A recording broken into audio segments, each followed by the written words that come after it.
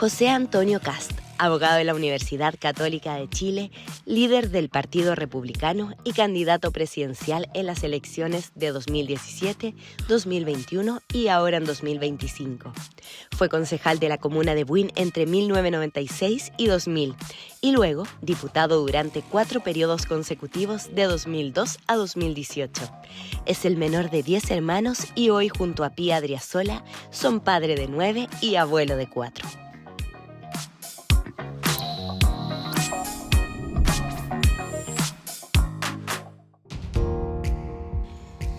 Muy bienvenidos a un nuevo capítulo de Habitar el Cargo. En esta ocasión la conversación es justamente con José Antonio Kast, candidato a presidente por el Partido Republicano. Estoy en lo correcto, José Antonio, ¿cierto? Así es. Complejo el título, porque habitar el cargo, ocupar el cargo y hacerlo bien. Supongo que hacia allá La verdad es que quisimos hacer un juego entre habitar. Nuestro tema es la vivienda, el barrio y evidentemente tocar el tema presidencial. Eso me hace sentido. Bien, genial. Oye, la idea de esta conversación, es hablar sobre la vivienda, el barrio, la ciudad, pero finalmente a través de eso, la convivencia que tenemos en Chile, el futuro, la vida, finalmente, de los chilenos y chilenas hoy día, que está además en una ventana de discusión presidencial, lo cual implica una serie de propuestas justamente desde las candidaturas hacia el futuro del país. Entonces, para comenzar, una primera pregunta respecto de tu persona. ¿Cuál ha sido tu experiencia de vivienda, de barrio? Si tú te acuerdas, por ejemplo, del lugar que naciste, donde creciste, ¿cómo fue esa casa? ¿Qué recuerdas de ese hogar? Cuando estaba preparándome para el programa y vi que podía venir esa consulta, dije, qué buena pregunta, porque uno también es parte, es hijo de su historia. Y mi historia está vinculada a inmigrantes, 2 alemanes que llegaron a Chile con 2 hijos. Llegó uno primero, recorrió Chile, vio qué podía hacer y se compró una parcela en Paine. Una parcela que tenía un ruco o una casita de adobe sin servicios sanitarios, sin nada. Y ahí cuando ya estaba instalado, le escribió a mi madre y le dijo, estoy aquí en una parcelita y tiene árboles, frutales, una cosa increíble. Y llegó mi madre y entró a esta parcela y lloraba. Porque decía, pero ¿cómo me trajiste a esta realidad? Si nosotros en Alemania teníamos agua potable, teníamos baño, aquí hay que ir a una especie de pilón a buscar el agua, hay una casita al lado, ¿no es cierto?, con una fosa séptica, bien duro. Yo soy el menor de 10, entonces a mí me tocó bastante más fácil. El menor de 10. Porque, yo soy el menor de 4, con Concho en todo caso. Claro, yo tenía hartos papás para arriba, pero ahí uno va viendo, claro, a mí me tocó un poco más fácil, como digo, porque ya había habido autoconstrucción. Mi padre siempre contaba cómo había construido la casa, había dado vuelta una mesa, ya había hecho la escuadra para hacer la esquina. Y ahí empezó a construir esta casa que tenía primero una pieza, living, comedor, cocina, y después ya, de adobe la primera parte, un adobe distinto a estos adobes gruesos, sino que eran unas mallas. De ahí construyó el segundo piso. Para nosotros fue una novedad cuando llegó el baño al segundo piso, me acuerdo todavía. ¿Y de qué edad empezás tú a acordar de eso? Yo viví ahí hasta los 5 años, casi 6, porque mis hermanos, los primeros estuvieron internados en colegios como el Hispanoamericano, las monjas ursulinas en Maipú. A mí me tocó ya vivir en Santiago en un barrio que era Suecia con Pocuro, en un pasaje, casa tipo DFL2, con una abuelita que nos cuidaba a los hermanos y los fines de semana partíamos de vuelta a la parcela.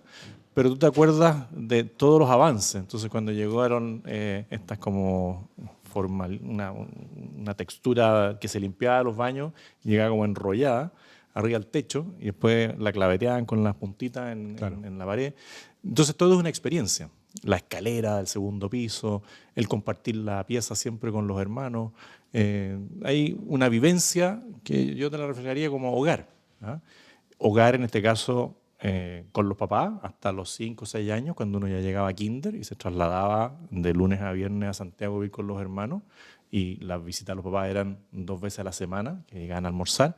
Y los fines de semana que volvíamos por capa, me acuerdo que teníamos un auto de esos grandes, Dodge Dart, y no había toda la reglamentación que existe hoy día de las sillas, cinturón, el alzador, todas estas cosas. Entonces íbamos por capa de vuelta a Paine, que también era una experiencia porque no había ningún paso bajo nivel.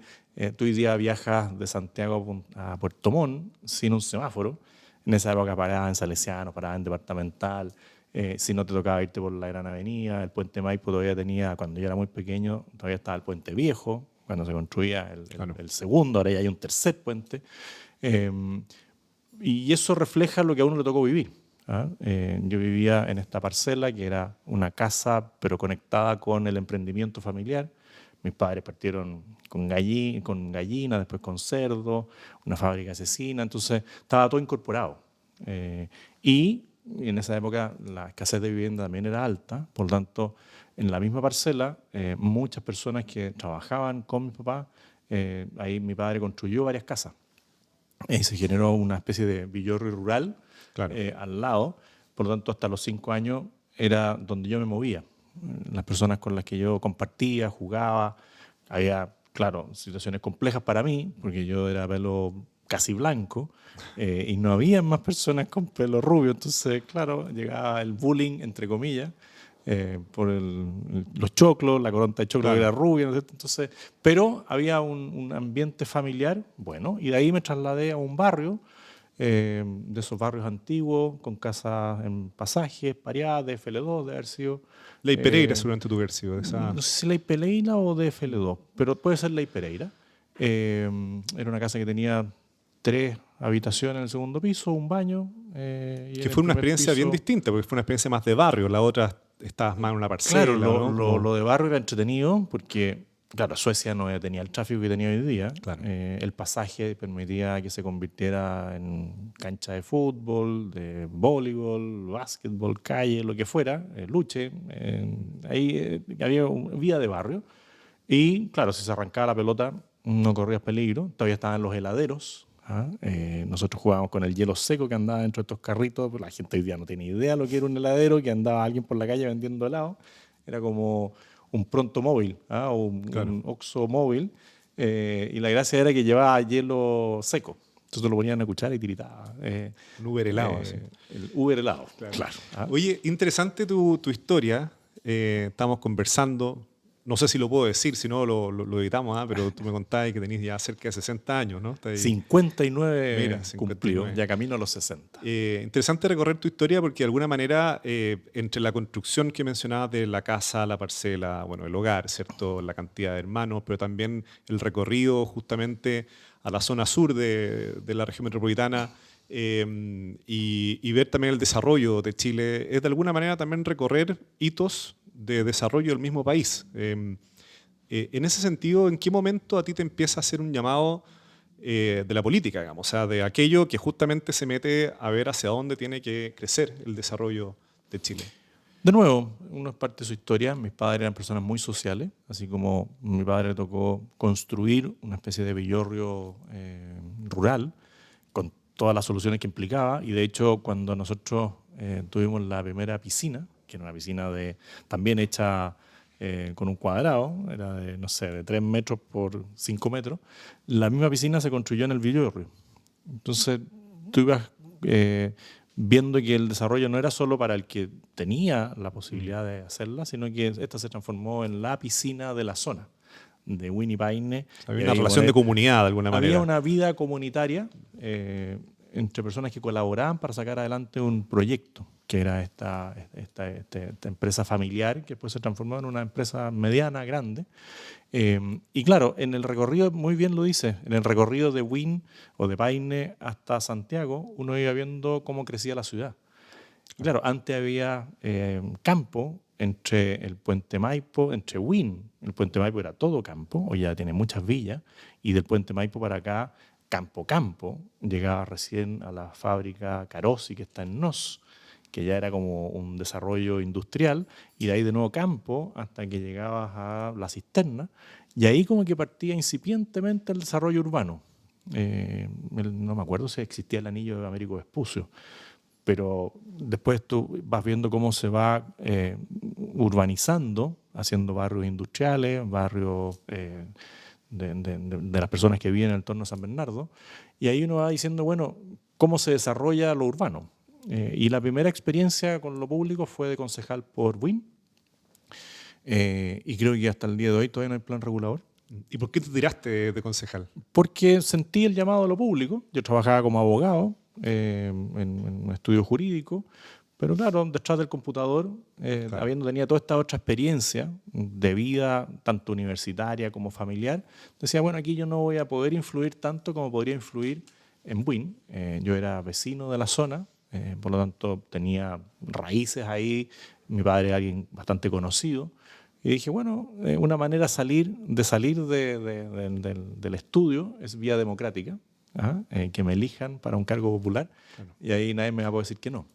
Y fui concejal, no salí electo alcalde, era un sistema anterior, Sí, me donde acuerdo perfecto. uno votaba directo por el candidato a alcalde, todos íbamos a alcalde, y el que no quedaba alcalde quedaba de concejal, si era de las primeras mayorías, quedé de alcalde, o sea, de concejal. Y me tocó ahí ver toda la discusión de una de las primeras propuestas de plan regulador de Buin. Y pasaron 20 años y nunca se pudo aprobar. Ahora recién, con la actual administración, ya en el fondo se cerró un capítulo ahí, pero era un drama. Un Y drama. a pesar de que había asesoría de universidades, siempre había un problema. ¿Ah? Y al final, ¿Cómo qué tipo de problema? Sí. de todo, a ver, era la planificación urbana, la densificación, habían discusiones enormes, si había que densificar acá, en temas de áreas verdes, de la expansión urbana. Entonces, algunos decíamos, oye, Buin y Alto Jahuel claramente tienen una línea estructurante y todo lo que es el entorno tú deberías habilitarlo para vivienda, porque tienes ahí movilidad rápida. Lo mismo en todo el otro sector, que era lindero, o el crecimiento de Buin hacia donde lo hacías urbano, y partió desarrollándose hacia el río Maipo, pensando que podía haber una carretera por la costanera del río Maipo. Pero costaba poner de acuerdo a las autoridades, a los vecinos. Nunca un vecino quiere que su sector tranquilo se transforme en un sitio urbano de alta densificación. Está todo el tema de la integración. Yo creo que ahí ayudó bastante este decreto, el DS 19. 19 Sí, el de DS-19, que son los integración. proyectos de integración Claro, social. uno se le olvida el Sí, 49, el también. 19, Para el eso 1. estamos Gracias. candidatos. Ajá. Pero el DS-19 ayudó mucho a la integración. Y esto también me tocó vivirlo después en el ejercicio parlamentario en San Bernardo, donde habían muchos lugares con campamento, las parcelas que ocupaban gran superficie, y uno decía, bueno, ¿cómo se mejora este campamento? Se urbaniza, pero no con la solución antigua, que, claro, en algún momento ayudó a paliar un déficit habitacional enorme, y se construyeron estos bloques de Claro. edificios. Y, claro, la calidad de vida en un bloque no es la misma que en una casa. Entonces, después vino toda la discusión con los deudores habitacionales, Incluso en muchos porque casos puede ser una calidad incluso más precaria yo creo que absolutamente. poblaciones de campamentos, No, por yo ejemplo. creo Sí. que la vida en edificios de 4 pisos, de block, de condominio, si es que todos están de acuerdo en un reglamento de uso de los espacios comunes, si hay seguridad que otorga el Estado, es posible. Pero cuando se empieza a perder la presencia del Estado en lugares donde hay mucho edificio de departamentos, es muy compleja la vida para los que viven ahí, porque van llegando personas que tienen costumbres distintas, hábitos, entonces se transforma en una mala experiencia. Y lo mismo, el progreso trae que todos tengan auto. Bueno, ¿dónde estacionan los autos? Me tocó ver discusiones y peleas por el estacionamiento de los autos que no alcanzaban. Por lo tanto, había que poner al día esto, y creo que cuando apareció el concepto de la dinámica sin deuda, algo se hizo, pero generó un resentimiento en aquel que vivía en un departamento y seguía pagando dividendos y veía que en la calle del frente la persona que estaba ahí ya no pagaba dividendos y tenía casa individual con título de dominio propio.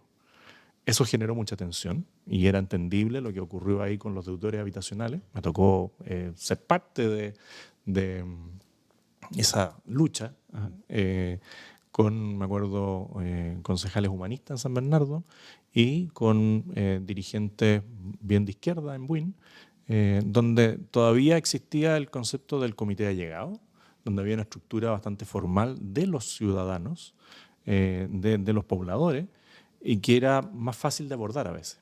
Hoy día hemos visto realidades distintas, a mi juicio, producto de un mal manejo de la inmigración descontrolada, donde ya no está esta armonía. Y también se buscaba que las personas de la comuna se agruparan en torno a su necesidad común, que era la casa propia, y había intereses comunes. Después comenzaron otras políticas donde se producía mucha movilidad habitacional. Entonces personas de una comuna llegaban a vivir a otra comuna y ya eso, que eran de comunas distintas, algunos venían de zonas urbanas a zonas rurales, generaba una tensión. Imagínate eso cuando son de otras culturas. Te genera una tensión.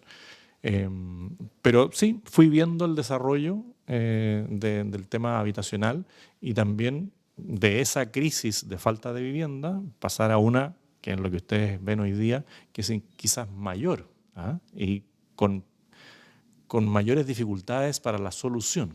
Claro. Es interesante el tema, tocaste varios temas que quería tocar ya así como cuando habláramos de política pública, pero te fuiste directo, por ejemplo, al tema de los planes reguladores. Hoy día menos del 20% de la ciudadanía vive en comunas con planes reguladores que han tenido una actualización de al menos 10 años, ¿ya? Una actualización global. Sí. Lo que significa que de alguna manera uno tiene como una suerte de ciudades normativamente obsoletas, o sea, no están respondiendo a las necesidades de la demanda, ¿cierto?, actual. Y hay un tema que me gustaría preguntarte, seguramente te lo han preguntado en otras instancias, pero tú partiste la conversación, ¿cierto?, diciendo, bueno, soy hijo de inmigrantes que llegaron, que se instalaron, ¿verdad?, en un cierto lugar, y hoy día estamos en una situación justamente con un flujo migratorio altísimo, sobre todo en los últimos 10 años, y una crisis de servicio y una serie de otros elementos que está asociada también a la relación, ¿cierto?, que hay con ese flujo migratorio. Entonces, desde tu persona, hijo de migrantes, ¿verdad?, al político actualmente que es candidato presidencial, y que en momentos puede plantear propuestas que puedan ser vistas como antimigración o migración controlada, ¿cuáles serían las propuestas que estás planteando en esa materia?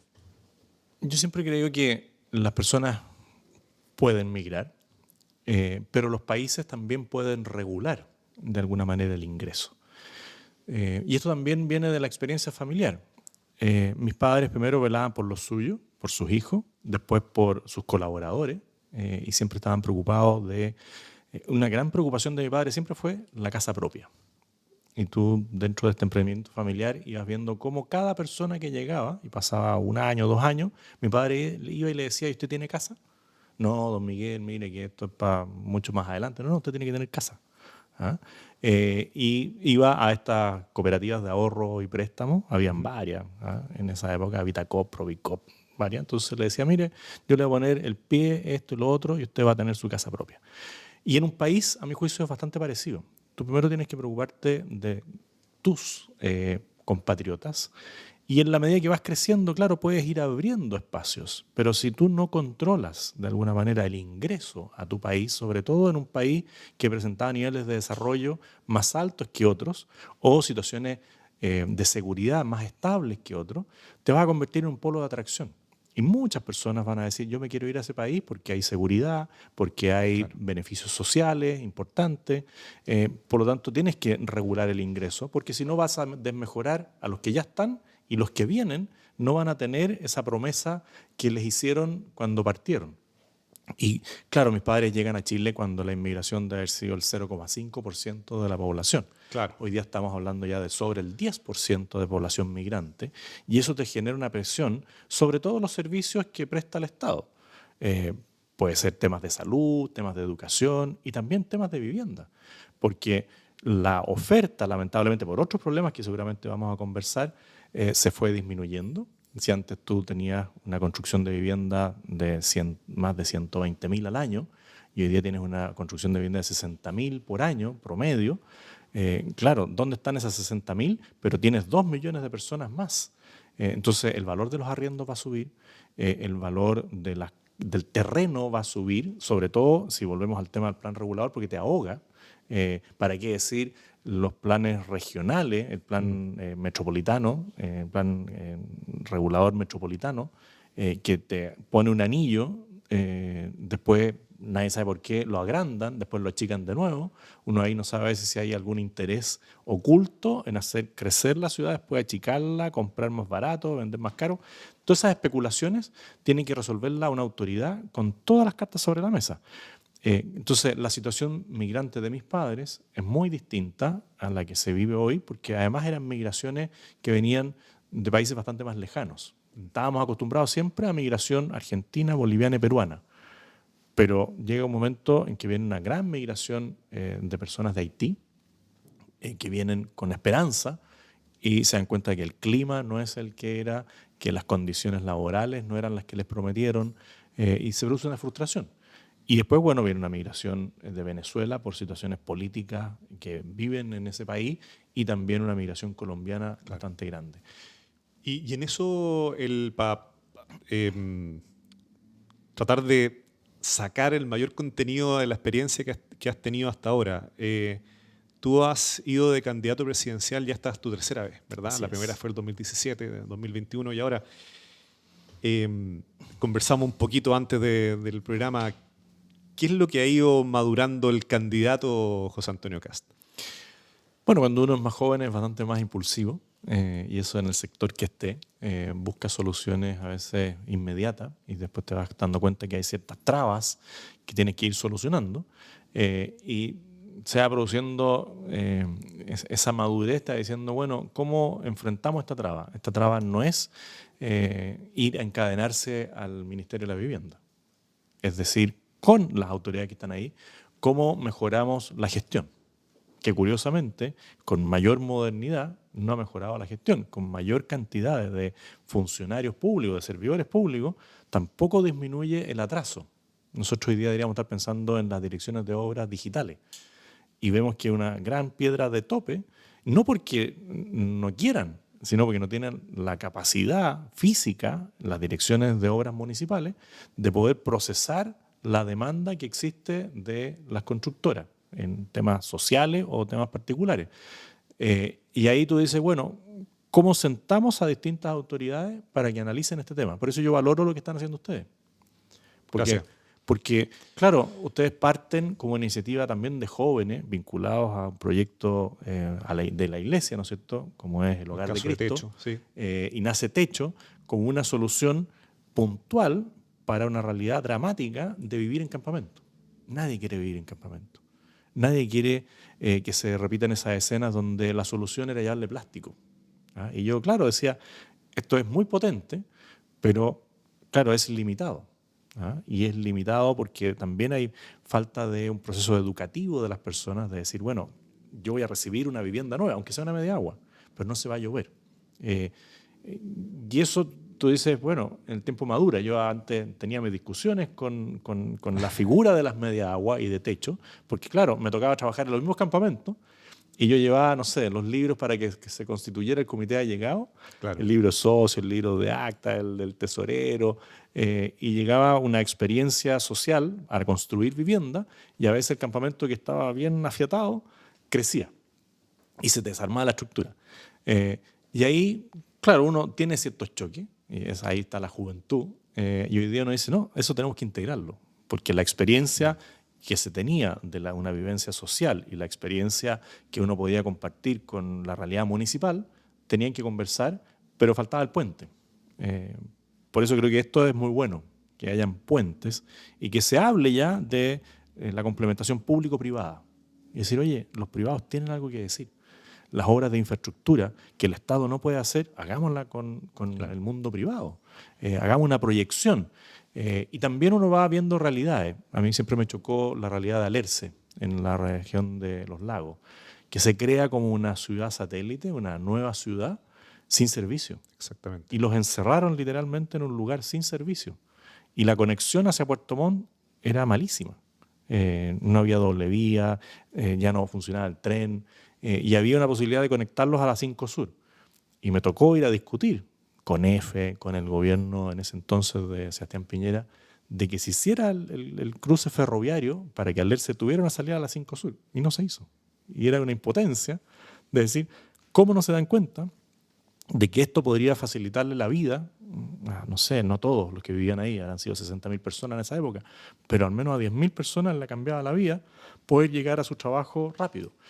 Eso yo lo valoro de lo que están haciendo. Y en ese sentido, el candidato ha ido cambiando, ¿cierto?, conforme las circunstancias.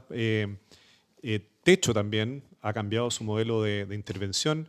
Y también Chile ha cambiado, particularmente, por ejemplo, la población que vive en situación de campamento. Es interesante ese punto, porque la primera vez que fuiste candidato eran cerca de 45.000 familias, ¿verdad? Un El tercio. último catastro que arroja Techo Chile justamente muestra más de 120.000 familias viviendo en campamento, una realidad que está a un nivel de crecimiento en los últimos 5 años bien abrupto. Son campamentos también que mezclan unas realidades distintas, muy heterogéneas, y donde en otras instancias, en campañas anteriores tuyas, por ejemplo, has planteado propuestas, digamos, para trabajar justamente con los campamentos, buscar soluciones a la población que está viviendo en situación de campamento. Hoy día, ¿cómo ves esa realidad y sobre todo en función de la candidatura presidencial? Muy compleja. Y creo que hay que tomar medidas hacia que parten hoy día, pero que cambian la realidad hacia el futuro. Y por eso se entrelazan políticas públicas. Cuando nosotros hablamos de un control migratorio y hacemos un planteamiento de fronteras cerradas, es precisamente para que no aumente la cantidad de personas viviendo en una situación de miseria total. Alguien podría decir, oiga, pero es que en otra parte viven igual o peor. Sí, pero no le echemos a perder la vida más aún a los que hoy día nosotros podríamos ayudar. Después del 2017 eh, y después de la salida de la pandemia, hay un crecimiento explosivo de los campamentos y de las tomas. Y son tomas irregulares, muchas de ellas en lugares que si hay algún aluvión o hay alguna situación crítica, vamos a lamentar muertes. ¿No es posible entender hoy día el alza de los asentamientos irregulares, los asentamientos informales o campamentos, sin entender la crisis de vivienda que hay, Estamos de ¿cierto? Pueden acuerdo. haber muchos factores, pero claramente hay un factor estructural que es la falta de oferta ante una alza en la demanda, finalmente, por vivienda. Y en ese sentido, ¿cómo responder de alguna manera? Hoy día hay un plan de emergencia habitacional, el gobierno se ha planteado llegar a 260.000 soluciones habitacionales, pero esto es como un iceberg, ¿verdad? La punta del iceberg serían esos campamentos, pero hay un iceberg gigante que está bajo el agua, que son las familias allegadas, más de 400.000, que son las familias que no pueden seguir pagando su arriendo, más de 800.000 hoy día en Chile, o los hacinados, ¿verdad? Más de 200.000. Y por lo tanto, ¿cómo ir dando respuesta a esas familias que significa aumentar la oferta de vivienda? Sí. ¿Ves algunas estrategias en esa materia que te gustaría instalar en la campaña? Lo primero es tener los números, porque para hacer una proyección de lo que tú quieres necesitas saber cuál es la realidad. Y hay una discusión de si estamos con una carencia de 1 millón de viviendas o de 1,5 millones de viviendas, y aumenta o disminuye, te diría principalmente por aquellos que hoy día arriendan y que Exactamente. el pago del arriendo es más de lo que pueden pagar con su ingreso. Eh, pero aunque fuera 1 millón o 1,5 millones, la proyección a 10 años es que vamos a llegar a 2 millones si es que seguimos al ritmo de soluciones que se dan hoy día. Por eso, al principio yo decía, históricamente, si uno tira una línea, siempre hemos estado entregando o construyendo más de 100.000 viviendas por año. Y en este periodo eso bajó. Y vamos a cumplir, no sé, entre 60 y 70.000 por año. Entonces ya tienes un déficit en lo que hoy día se está proveyendo como solución, no alcanza. Entonces, teniendo los números, tú tienes que decir, bueno, lo mismo que estoy haciendo hoy día, ¿me va a ayudar a disminuir ese déficit? Y claramente no. ¿Por qué se produjo el mayor déficit? Bueno, un tema es el ahogamiento de las ciudades con temas de planes reguladores. Entonces tú dices como autoridad, ¿cómo lo hago para que todos los municipios tengan su plan regulador para densificar donde corresponda sin llegar a un yeto vertical? Claro. ¿Ah? Pero sí densificar, si yo tengo una línea de metro, si tengo una vía estructurante, podré subir un poquitito la densificación. Yo diría que principalmente pensando en clase media, que por su estilo de vida, por su lugar de trabajo, está más condicionado al metro o al transporte estructurante. Después tengo que ver yo como Estado, ¿qué Fíjate terreno que serían dispongo? más de 5 millones de viviendas si tú densificas en torno al transporte solamente en la región Sí, metropolitana, pero Valparaíso y Biobío, fíjate, estoy de acuerdo, pero vuelvo a insistir que esto tiene que estar bien pensado, sin duda. porque si las personas que viven en un edificio tienen que tener normas muy claras y un cierto grado de compromiso para las reglas de uso común, de las áreas comunes, porque si no se transforma en un infierno, se transforma en la ley del más fuerte. Por eso no toda solución de densificación es la solución de por vida para alguien. Ingresa en esto algo que ustedes también han identificado, la vivienda unipersonal. O sea, la familia unipersonal, Hogares unipersonales, Sí, no, está bien, que también es una realidad que ha ido creciendo de una manera a pasos agigantados, por así decirlo. Esa persona, yo tengo un hijo, claro, él arrienda hoy día un departamento de 2 ambientes. Es living, comedor, cocina, pieza y baño. Y está feliz. Está en un buen lugar, ¿no es cierto? Tiene un parque al frente, pero esa realidad llevada a una zona periférica es absolutamente distinta. Y ahí yo priorizo la vivienda propia.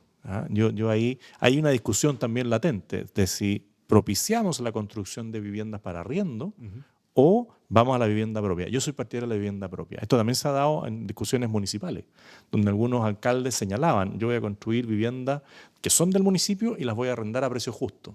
Yo creo en el sueño de la casa propia. Y me resisto a que se acabe el sueño de la casa propia. Y tú puedes avanzar. Me tocó ¿Incluso ver, para el hogar unipersonal, por ejemplo? es más complejo para el hogar unipersonal. Es Pueden más haber difícil. ciertos hogares en transición, digamos. Porque es alguien que está definiendo su futuro. Pero no necesariamente tiene que ser el Estado el que se preocupa de esa persona en este periodo de transición hasta que un poco se consolida y dice, bueno, yo a lo mejor no voy a tener una vida de familia, pero voy a tener mis mascotas, voy a tener algo que quiero compartir con alguien o algo. Entonces yo me enfocaría más a la familia constituida por más de una persona.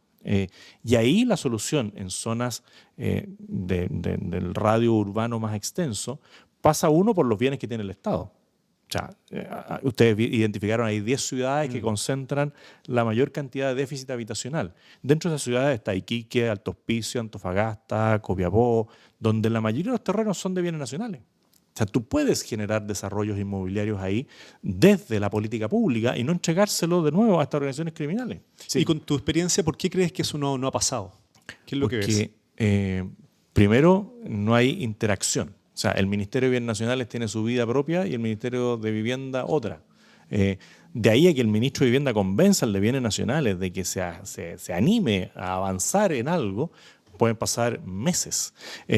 La traba que tienen los municipios a través de las direcciones de obras, si tú redujeras el tiempo de aprobación de proyectos, el mismo Servio, si transitara hacia la construcción de viviendas industrializadas, y eso fuera parte de la oferta del mercado, bueno, aceleraría la construcción de vivienda, disminuiría el plazo de ejecución a lo mejor en 1/3, 2/3 del tiempo. ¿Tú podrías poner así una cifra para un próximo gobierno de José Antonio Kast de cantidad de soluciones habitacionales que te gustaría entregar en los próximos 4 Siempre años? es complejo amarrarse, Siempre. pero yo creo que nosotros no podemos bajar del promedio histórico. Nosotros tenemos que llegar a al menos 120.000 soluciones habitacionales por año. Creo que ese es un piso. Eso implica diversificación, es lo que decía las viviendas industriales. Nosotros lo bautizamos como el ecobarrio, pero que es una operación sitio 3.0. Si nosotros miramos lo que fue la operación sitio de Frey, Montalva, si eso lo llevamos a una especie de ecobarrio y pensamos en sitios de 300 metros, con una propuesta en torno a la autoconstrucción asesorada o con vivienda industrializada, claro, podríamos multiplicar y tener 50.000, 60.000 soluciones de sitio propio con una modalidad de autoconstrucción asistida que sería bastante eficaz. Lo hemos visto ahora en Viña.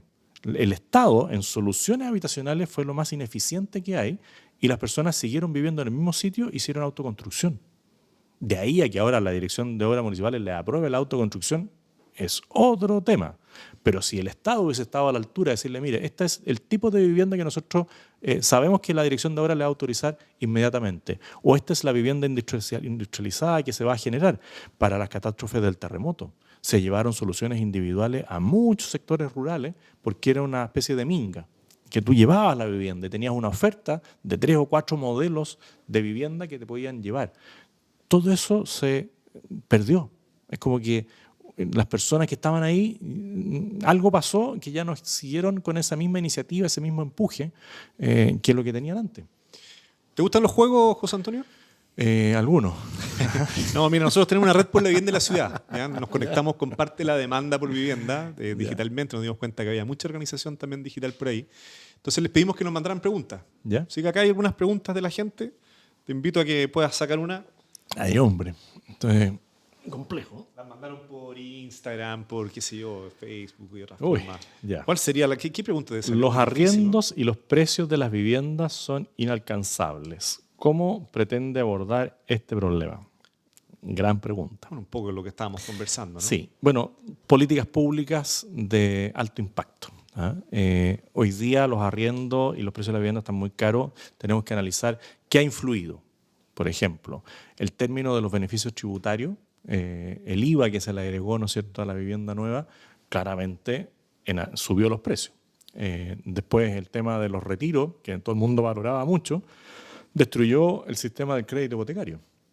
Yo no digo que podamos volver atrás porque necesitas una política tributaria seria y responsable, pero sí tienes que buscar cómo fomentar la construcción de vivienda bajando el precio. El tema de los planos reguladores, si se pudiera abordar, que no es rápido, pero si hay una voluntad política de todos los sectores, tú podrías alivianar parte del ahogo que tienen las ciudades, el poner, y esto es algo que viene discutiéndose hace mucho tiempo, los bienes fiscales, o sea, los terrenos fiscales a disposición de la construcción de vivienda, podrías avanzar. Estoy seguro que un acuerdo público-privado podría motivar, también así como se logró el proceso de la integración de vivienda, integración de terreno.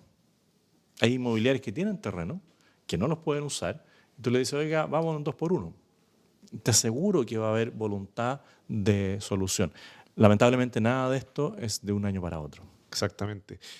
Siguiendo y para ir concluyendo nuestra conversación, José Antonio, quiero ver la otra tarjeta para que no sea la misma pregunta en todas. Claro, no. Puedes corroborarlo. Algo he jugado con mis niños, el cacho y esas cosas. Oye, no, hagamos un ping-pong, rapidito. Yo creo que eres bueno para el ping-pong. Si yo te digo plan de emergencia habitacional, ¿usted qué dice? Techo. Si te digo campamentos. Techo 2.0. Mira. Le voy a hacer un homenaje aquí, a pesar de las disputas que tuvimos en mi juventud. Y si te digo casa propia. Sueño de todo chileno. En algunos casos se puede transformar en una pesadilla incluso. Sí, pero con buenas políticas públicas, con certeza jurídica, con seguridad, con áreas verdes, con estacionamiento, no tiene por qué convertirse en una pesadilla. Dime las 3 primeras prioridades de tu gobierno. Seguridad, en el amplio sentido, física, personal y jurídica, crecimiento económico, y las otras es una mezcla entre lo que todos sabemos que es la urgencia social de salud, de vivienda, de educación. Tienes que buscar políticas públicas que crucen eso y te mejoren la calidad de vida, pero sin seguridad y sin crecimiento económico, ninguna de las otras 3 es posible. Y una última. ¿Qué candidato o candidata, de las que están actualmente, obviamente, te gustaría que fuera tu vecino o vecina? Depende para qué. Ajá. Si quisiera tener seguridad en el vecindario, pondría a Evelyn Matei o a Johannes Kaiser. Y nos iríamos a la segura ahí. ¿Te da la segura ahí con el tema de seguridad? Yo creo que con ellos dos no habría problema. Si quiero carretear y pasarlo bien, seguramente el que hace los mejores asados es Vinter. Algo de experiencia creo que ha adquirido. Porque dicen que carretea con el presidente. También. Baila bien cueca. Entonces yo creo que un carrete con él debe ser entretenido. Ahí podríamos meter también a Janet Jara, que dicen que baila bien la cumbia. Sería un barrio como bohemio. Y también ahí podríamos meter a la Carolina Toá, que vive en Las Tarrias, que es un barrio antiguo, tradicional chileno. Pero depende de qué tipo de barrio quieras. Si pero metiste a todos, José Antonio. No, lo que pasa es que depende, pero yo creo que claramente... se me olvida la Francesca Muñoz, que acaba de entrar. Bueno, y también está Alberto Undurraga y Jaime Mulea, quien conozco también. Pero yo creo que a mí me gusta el tema de la seguridad. Así que yo creo que me quedo con Kaiser. Te quedas con el barrio político. Oye, y por último, ¿es la vivienda un camino para el tema del crecimiento, la seguridad? ¿Cómo? Totalmente. La vivienda, los barrios. Pero los barrios, yo diría el barrio. Nosotros aprendimos a crecer en barrios, donde todos se conocían. La modernidad también trae el individualismo. Uno soluciona todo en la red social, ¿no es cierto? Se encapsula. Antes no tenías alternativa. O sea, para entretenerte tenías que salir a la calle. Eso hoy día es distinto, pero hoy día, aunque quisieras salir a la calle, no siempre puedes, porque tienes temor. En los barrios periféricos, el tema de las balas locas es una realidad. Y tú ves jardines infantiles, ves colegios que ya tienen protecciones para el tema de las balas. Las áreas verdes. O sea, uno de los sueños que tenemos con algunos que trabajamos juntos es en torno a la multicancha, que es tan conocida, la cancha de barrio, ¿no es cierto?, que se fue deteriorando. Es en torno a esa multicancha hacer un mini centro cívico, donde tienes el CEFAM, donde puedes tener esta cancha, puedes tener una biblioteca comunal, de barrio. Tú ahí puedes generar un área cívica de civilidad, no de incivilidad. Y esa resguardarla. Ahí los municipios han avanzado mucho en la seguridad ciudadana. Bueno, tú puedes tener ahí la oficina de seguridad ciudadana, puedes tener la biblioteca del barrio, puedes tener el CEFAM, en torno a infraestructura que hoy día ya existe, equipamiento que ya existe, mejorarlo. Y eso yo creo que serían pulmones verdes en lugares donde no hay, por eso este barrio, ecobarrio, está pensado también en cosas que, claro, parecen de futuro, pero el tratamiento de las aguas grises. Tú hoy día puedes, con ciertas aguas que son de desecho de las viviendas, regar. Y el tema del agua es un problema permanente. ¿Cómo terminamos con el negocio del agua en camiones de aljibe? En muchos lugares es un negocio. Tú dices, en Chile eso no debiera existir. Si agua tenemos, lo que pasa es que está mal aprovechada. Oye, José Antonio, para agradecerte además toda la conversación que hemos tenido, donde entre otras cosas has logrado precisar elementos que son importantes precisar desde una candidatura como la tuya. Toda la mirada, ¿cierto?, frente a la migración, el trabajo que has tenido con población de campamento, en comités, ¿verdad?, que contaste también, te había tocado trabajar con algunos concejales de izquierda en distintos momentos, sí, o representantes de la izquierda, y la mirada frente a la vivienda. Aprendí también. Cómo se frenaban los remates masivos. Mira, importante. Hoy tenemos un presente para cerrar. Mira. Oye, este es un pequeño presente de déficit cero. Tratamos ahí de pensarlo bien simbólicamente para el caso. A ver si lo descubres. Lo puedes abrir acá y lo ponemos acá. Pero lo voy a... mira, no había visto que tenía un nivel. Es un plomo. Es un plomo para las construcciones. Exactamente. Pero yo aquí pondría ¿cómo se llama? La tela. Pondría una tela, ¿ya?, aquí, y lo usaría para pintar el futuro que queremos. Perfecto, usando el atril. El atril sirve perfecto para eso. Y esto también puede ser para tirar la traza o trazar, ¿no es cierto?, exactamente, lo que van a hacer estos ecobarrios. Y justamente lo que buscamos es que alguien que aspira a la presidencia siempre tenga el centro de gravedad, que son finalmente las personas. Así que, y ese es un bonito símbolo para construir, ¿cierto?, de instituciones fuertes, rectas, y esa es la idea. Así que te lleves un presente de Fincero, y muchas gracias, José Antonio, por tu participación, conversación tan abierta hoy día acá en Habitar el Cargo. Muchas gracias a ustedes, que estén muy bien. Chao.